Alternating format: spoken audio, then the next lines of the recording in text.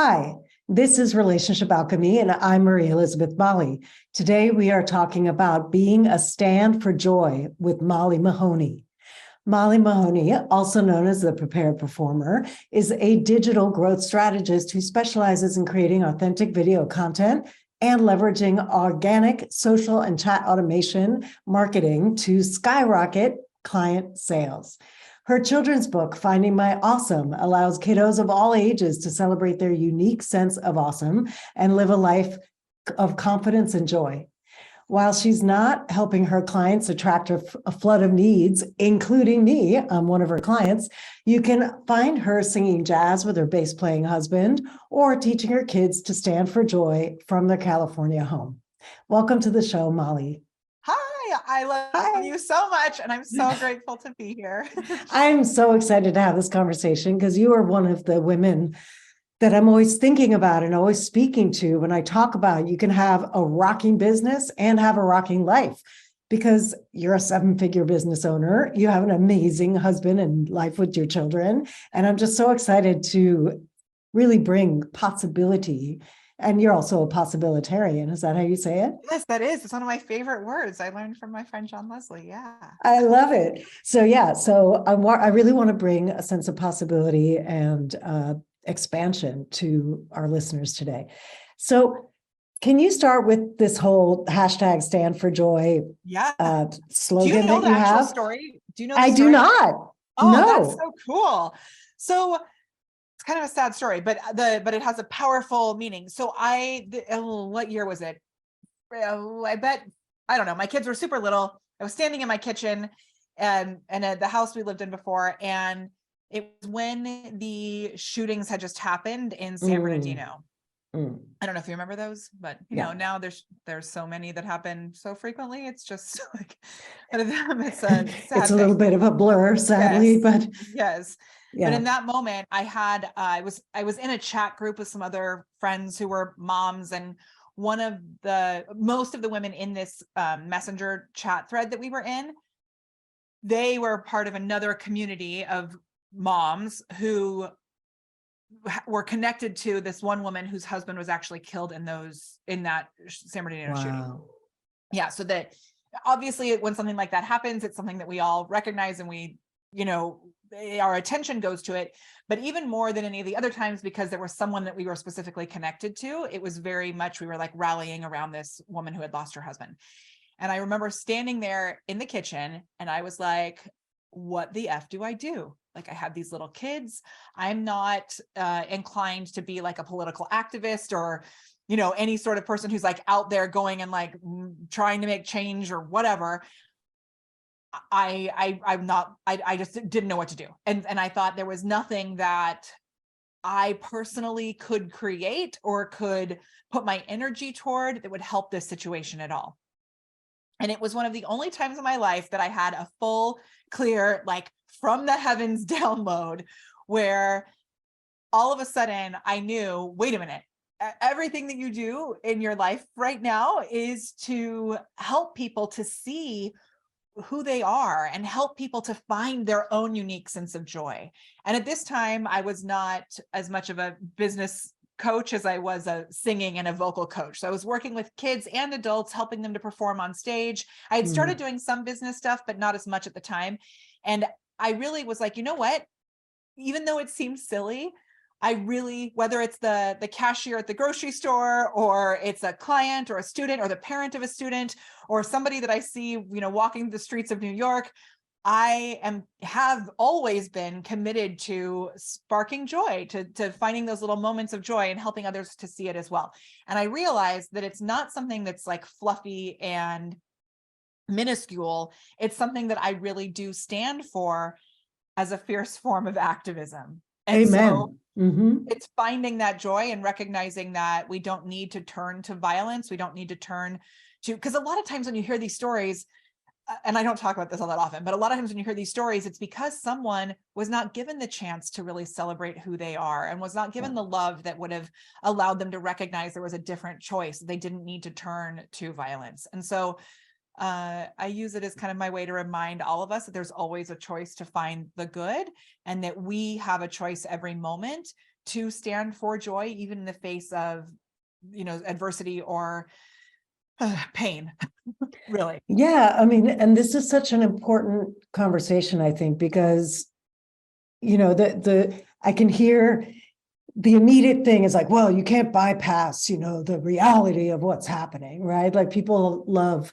to talk about bypass and spiritual bypass. And you and I are both not about that at No. all. It's Yeah. more like a both and. How do you hold the truth of a situation and look for the good? Is that what I'm hearing? Yeah. And so we've developed several frameworks around that. And I think that what you just said is something that has come up for me my whole life, really, of people saying that I'm like a Pollyanna, or, one time I was working on a cruise ship, and there was one show. So I was a singer on a cruise ship, and there was one show that I wasn't in. And one of the dancers who I was good friends with came down to my cabin after the show, and she said, "I just have to let you know what happened tonight." And I said, "Okay." And she said the whole cast was putting on a play backstage, pretending to be me. And the whole entire cast was making fun of me for my commitment to positivity. And this was way before the Stand for Joy thing. But they put on this like show where everyone was mocking me and like, "Oh, find the silver lining in that." And it really hurt my feelings. I bet that's so hurtful. Yeah. And I told my sister about it, and she sent me a card that said, "You're a stallion on a ship full of donkeys." Oh my God, yes. So it's something that I think people, they'll feel that I'm being this Pollyanna, but it's not about that. It's really about recognizing, okay, this is a situation. It feels kind of crappy right now. How can I find the positive in it, or the lesson in it? Or how can I use it as a springboard to get to something that's better? So it's Actually, never about avoidance. this reminds me about the, and I never know how to say it, like the. That's exactly what it is. Yes. Yeah. And so can you unpack, first of all, how to say it? And second of all, what it is? Because again, I want to emphasize that in a lot of ways, it's easier to go to the negative. Our brains are wired to go to the negative. It's an evolutionary impulse to go to the worst case scenario, the defeatist, the dread, it's how our brains were wired to look for danger and help us survive, right? to protect us. Yeah. And so it's actually an evolutionary move, a personal evolutionary move to go, okay, yes, my brain wants to catastrophize right here, but instead I'm going to look at the way I language it is often like, well, what quality can I develop through this difficult experience? Am I being asked to have more strength, more peace, more clarity, more forbearance, whatever it is? And then focus on the quality I need to develop instead of staying stuck in the shit, right? I want to, so that's sort of one of the ways that I work with it in a non-bypassy way. And I love your acronym. The spelling of it is FFTT. And so it's very simply said. Oh, and like, if you're listening to this podcast right now, you make your hand kind of like a how like you'll like shut someone up. It's kind of like that, but it's like, and you just grab it together. And it feels kind of good to say that, and you can do it to yourself. Like, so it's just this little thing. And what it stands for is, it's kind of like a Bop It. Do you remember that toy? Vaguely. Yeah. Oh, yeah. It's kind of like that, but it's face it, feel it, twist it, thank it. Yes. And so you face the problem, you recognize, okay, we have a problem here. Then you feel it because you're like, oh, that didn't feel so great, or whatever. And then, or maybe that like makes me angry, or that makes me feel insecure, or that makes me feel like helpless, whatever that icky feeling is. Then you twist it. And in the twist it, literally, you just ask yourself again and again and again, how do I make this a positive? How do I make this a positive? How do I make this a positive? And then you finally get to the point where you can thank it. And like you were saying, you found the thing that you needed to learn, or that, you were given the opportunity to learn. And then it becomes this wonderful story. Exactly. Whatever. Right. And it becomes the thing. I've heard so many people say, I wouldn't have wanted to go through what I've been through, but sitting where I am now, like I wouldn't be who I am if I hadn't gone through that. Yeah. Right. And so that's a way that we can get to that learning, I think, more And directly. I used it. The more you use it, the better you get at it, because Yeah. you go through those questions really quickly. There's been a couple of times in my life where I've been like, I cannot twist it. And I'm like stuck in that place. And I just keep saying, there's got, whatever. And there was one time where we had a business thing happen that I was just like, are you actually kidding me right now? And I said, you know what? There's just this big, giant, sparkly boulder busting its way through, and it's going to be okay on the other side. Yeah. I love that even your boulders sparkle. Yeah, I mean, you gotta give it something. I know it's got to have a little zhuzh. Exactly. So I want to, Wait, so can I just pause on that for a yes. second? Somebody messaged me recently who was we have this content club, so it's, for those who are listening, it's a monthly call where we get together and we write content together. And someone had joined the content club and he messaged me and he was like, okay, I just need to make sure, what does zhuzh mean? I say it all the time. I realized from this question, this was just like a week or so ago. And the way he spelled it was super funny too. But because I say, just write the content first and then we'll zhuzh it up later. Even the boulders have some zhuzh. I like it. Yes. I mean, everything. So recently, one of the things I just adore about you is your commitment to not only having a slamming business, I mean, over 7 figures, et cetera. I just want to, can I just like prop you for a minute? So the thing about you is like, somehow you managed to have this, massive freewheeling business that seems to have, 15 arms in 15 directions, and also be very targeted and focused on what you're providing and feel super intimate to us as your clients. And that, I think, is something, one of your particular gifts is to have people feel really seen and heard in your presence and really acknowledged, and building community where we do that for each other too. So I just really want to highlight that. And I've seen other people who have amazing businesses, but they don't have an amazing home life. Like often they're not in a relationship, or their relationship is suffering because they're pouring all their love into their people. And you're one of the few people I see who actually takes the time. I don't know what's happening behind the scenes, and this is what I want to unpack a bit with you here, because I really want, a real conversation for the listeners. But it's like, one of the things that I see is that you will make abrupt shifts when you feel like, oh, my family needs me, or, oh, we need to shift the energy here, or something has to change. And can you talk about that process for you? Because it's really unique and powerful. And I think more people could do that. Thank you, first of all, so much. I was just talking to someone yesterday about like what our direction is with the company. And one thing that I said is I really value the ability to be able to have those connections with our clients. And I said, as we grow, I'm feeling out whether or not I want it to be something that I don't have that connection. So I just appreciate you for saying that, because it means, well, let this be your sign that maybe you do want to keep it. I think just like to speak to that, I really do feel for our GLAM program, our highest level program right now, that's something that we really want to keep the way that it is. And as we grow other things, maybe they'll have a little bit less of that, Yeah, but that it's makes sense. something that I find very important as well. So, yeah. So you're right. And that it does become something that is just like, okay, we're changing this.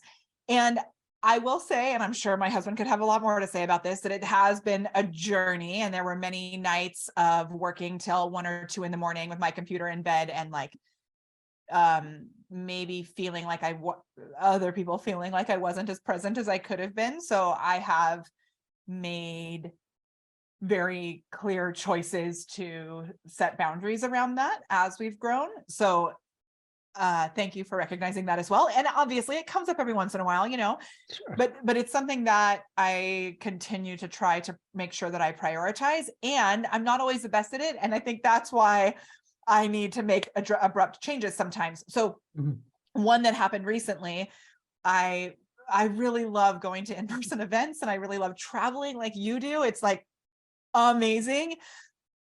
And I really love saying yes.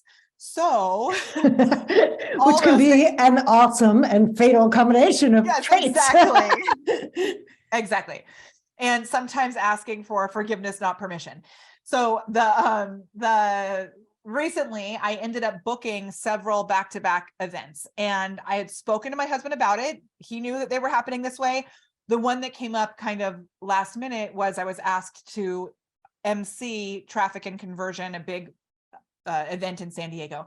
And I knew adding traffic and conversion to all of the other events that I had, it was going to be the first one, but then adding, oh no, yeah, I did London, San Diego. It was like cuckoo. It was actually Right, because you had London, right. It was And cuckoo.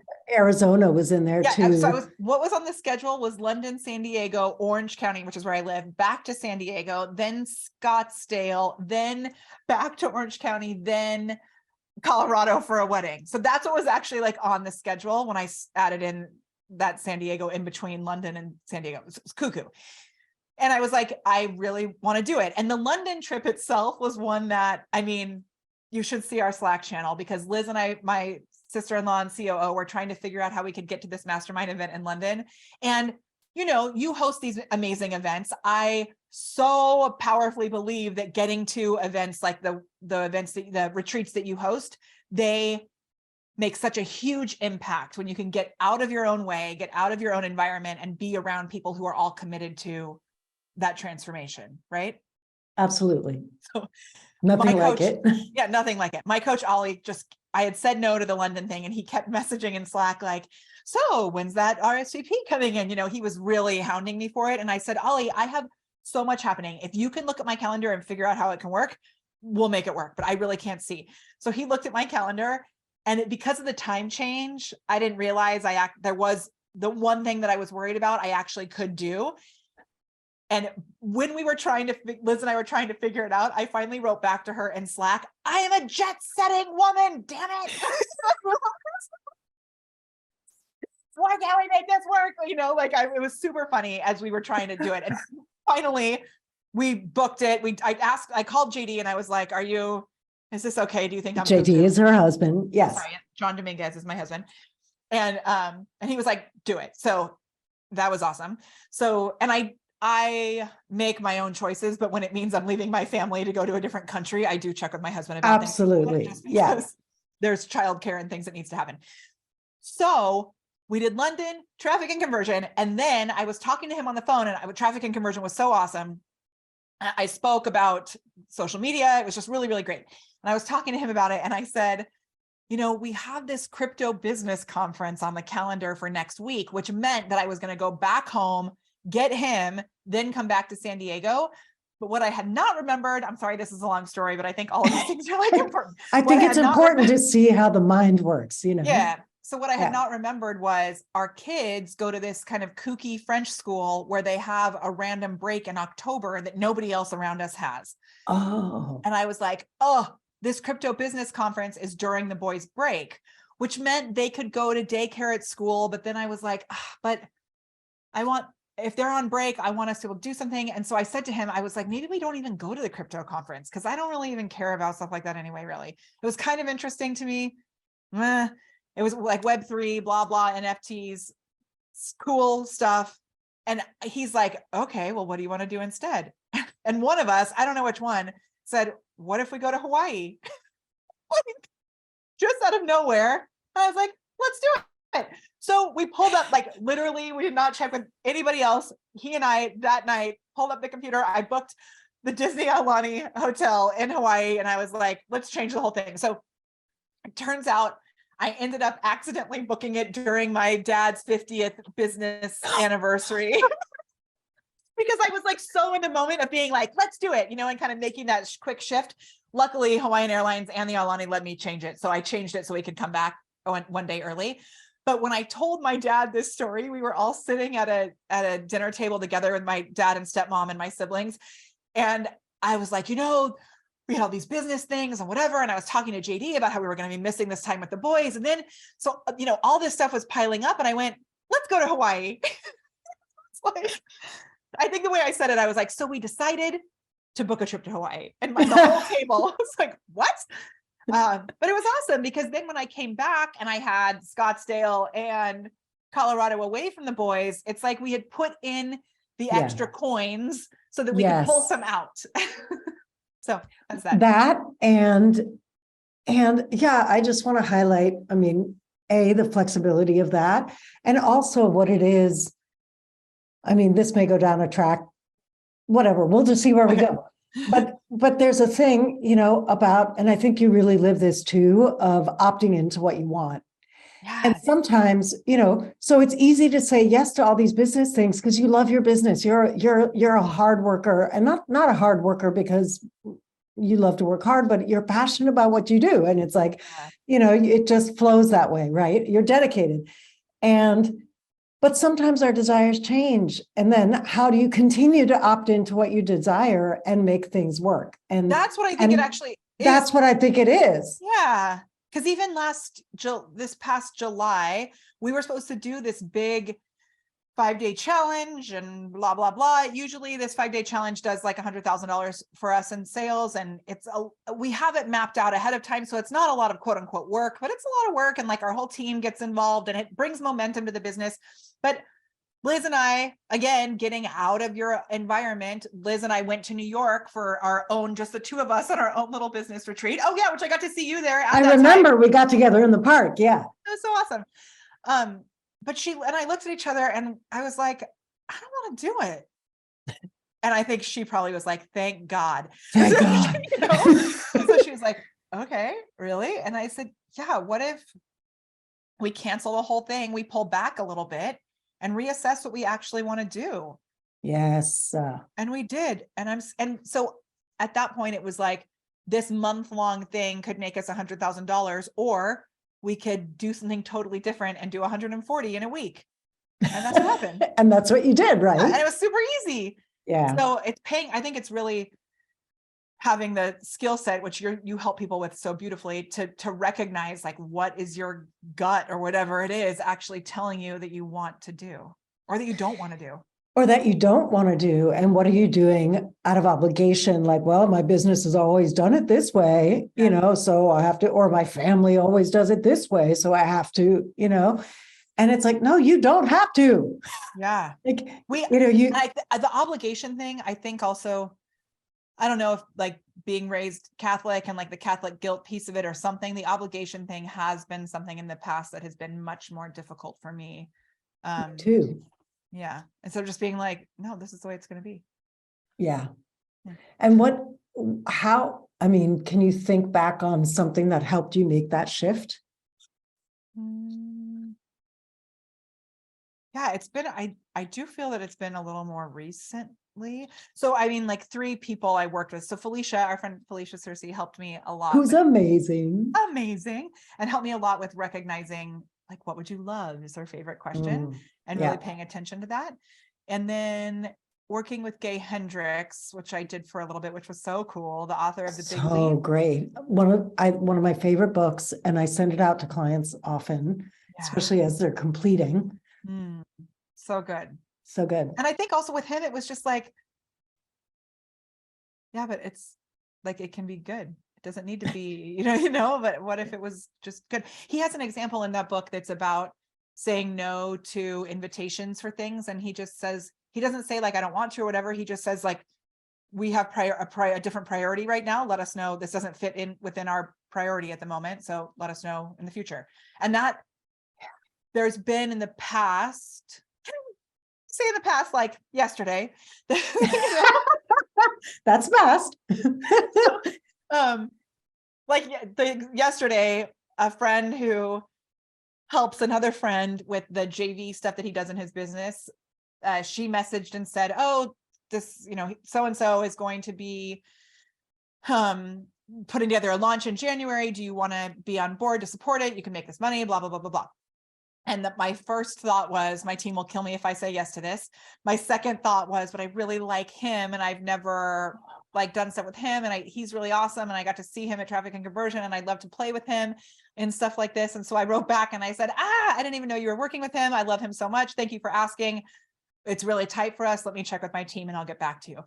Gorgeous. I mean, that's, oh my gosh, that actually reminded me of something that was really big for that. So I sent that. And then today we had a call about it, and Olivia brought it up and she was like, okay, so you said you wanted to talk about this email that you sent to his team. And I said, yeah, we don't have time. So just let them know we can't do it. So I didn't even need my team to like talk about it. I just needed to be able to have that one day of feeling a little bad next day. That's so good though. I mean, that takes foresight, right? Yeah. And I had a friend, this amazing woman, Betty Aiken, who is older and kind of kooky. And she said that her whole life, she's never said yes to any invitation. Like if someone invites her to dinner or whatever, you know, she's never said yes. She always says, let me check my diary, or however she said it, you know, like, let me check my agenda, let me check my diary, and then I'll get back to you. Oh, thank you so much. Let me check my diary and then I'll get back to you. And so, yeah, that was really helpful. Yeah. That's amazing. So was that the big thing you were thinking about that's helped you with this? That's the one that something else? Like just came up is what we had a conversation at a birthday party for someone at like a line dancing bar. And I remember her saying that to me and that really stuck. I also, there's like been some other things along the way. Diane Halfman, do you know Diane? Oh yeah, I love Diane. Yeah. So I worked with her years ago and she taught me this trick, which is to know, like on your calendar, if you have space 3 weeks from now, that have that date in mind. If you're someone who has a tendency to say yes more often than you would like to have that date in mind. And then when someone says like, oh, can we get together, to say, oh, I think I have some time in December. Let me look. So you already push it out by however many weeks it is, or let me, you know, I think I have some time next year. Let me look. If you always have that kind of rolling 3 week or rolling 2 month window, whatever it is, that's been helpful too. Yeah, that's super helpful. Are there any tips you would offer anyone who's trying to juggle parenting and work, or relationships and work? Yeah. So another thing that really has been great is in my calendar. One thing that I always wanted to do was time blocking, like per day. And I remember asking friends, like, can I ask you a weird favor? Can I just see your calendar? Like people who I thought had it together, you know, and some of my friends don't use anything on their calendar. And I think they're Looney Tunes, because I don't know how on earth they do that. But, you know, the book Anti-Time Management is so good for this. Oh my God, I've been reading it. It's so good. Oh, I love it. And I love that he says, if you're someone who likes having things on your calendar, put this in your calendar. If you're not, then, you know, live in that freedom. For me, if I didn't have things on my calendar because I'm more inclined to say yes, it would create such a hot mess. So I started doing things like, maybe 3 years ago, I started putting every Wednesday afternoon, there's a giant block that says learn or create magic. And it's blocked off. So nobody can book calls there. You know, no one can do any of those things. And when I bend that rule, like just this past week, I booked something in the afternoon and during that time. And I said to Liz, I was like, I can't do that again. I booked, actually, it was a podcast episode. And I said, because by the end of that day, I was like completely wiped.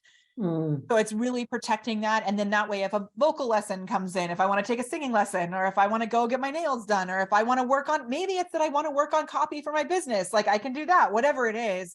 But it's a space for me to have the ability to kind of play in that, which is it's good. Oh, that's so key. Because I think also, you know, the busier we get and the more team say that you're managing and the more people you're responsible for, it can get harder and harder to carve out that open time. Right. You know, and the tendency can be block. Totally. Yeah. And so then the same thing for family time. So I think Dana Corey taught me this a million years ago, but to do, I have a different calendars on my calendar. So I have a self-care calendar, which is what Learn and Create Magic is under. I have a family time calendar. I have learning and prepping, because we can often spend so much time preparing and then not actually doing. So I have learning and prepping. I have client, like a whole separate client calendar. So it shows up in different colors. So I can see at a glance where my energy is going. And then I have a sales and lead generation calendar. So if I see no green on my calendar, I know it means we're going to be in trouble in a month or two. In a few months. Yeah, exactly. Yeah. Oh, I love that. That's such a good idea with the color coding. Yeah. Is there anything else that comes to mind that you'd love to share around, like standing for joy? Well, for example, I'd love to know with your kids, for example, if your kid is having a hard time, what do you do there? Yeah, we had a little bit of this yesterday, actually. I mean, I allow them to know that sometimes like it's okay to, so like, the boys go to this French school, so it's all in French and I don't speak French. So like I can't help them on their homework, right? So yesterday, our younger son they have like levels in their class and he didn't do very well on his spelling test in French, which I'm just like, it's in French, you're fine, it's going to be okay. But Like you're good. Yeah. And I was like such an overachiever in school that sometimes I think maybe I should hold them to him. He's like super, super, super smart in his own weird, wacky way. So I have no doubt that like the fact that he didn't do well in a French spelling test is not actually going to affect the rest of his life. But for him, he was very upset about it.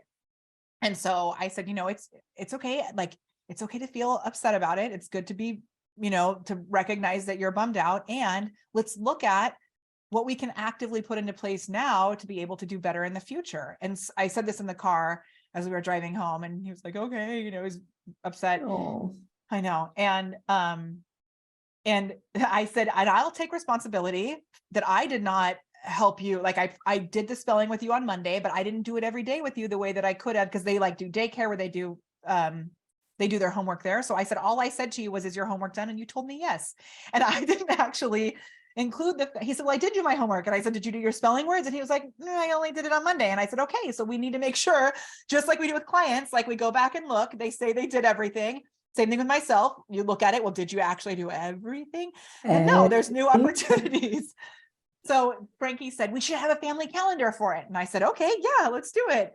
And so it was like, how can we use that bit of a bummer to turn it into a way that we can find our own, solution? Yeah. And then he was mad at his and teacher. and a better system too, Exactly. He was mad and said like, this teacher's so hard. And I said, well, yes. And we can be grateful for her because she's only being hard on you to be able to show you that you can do better and how you can lean into that, And he was like, okay. Oh man, that reminds me of my French teacher in high school who, when she came in, everybody was just universally like, this woman is a bitch, they just didn't like her. Yeah. And I remember her being so hard on us, and she was teaching us Camus. So we were doing the existential thing, and it was like 10th grade or something. And through her teaching Camus and being so, I don't know, so French the way she was, like I developed this lifelong, love of existentialism. It was like this dark, super dark philosophy came into my life at the right time, when it met a need. But I think somehow I wouldn't have been so open to being affected, in particular by the book, The Stranger, being affected by this writer if she hadn't been so terrifying, like if it was like, oh my God, if I don't apply myself, I'm going to get my head cut off of here. Yeah. Right. And so there, I think, there is a way to kind of embrace when a teacher is hard, it can have you work harder, Yeah. And I ended up like, that book was hugely significant for me and changed my life in high school. Yeah. And that's where I think the Stand for Joy thing comes from also, is that we find that a lot of the times that were our most difficult give us the greatest gifts for moving forward as Amen. well, Yeah, absolutely.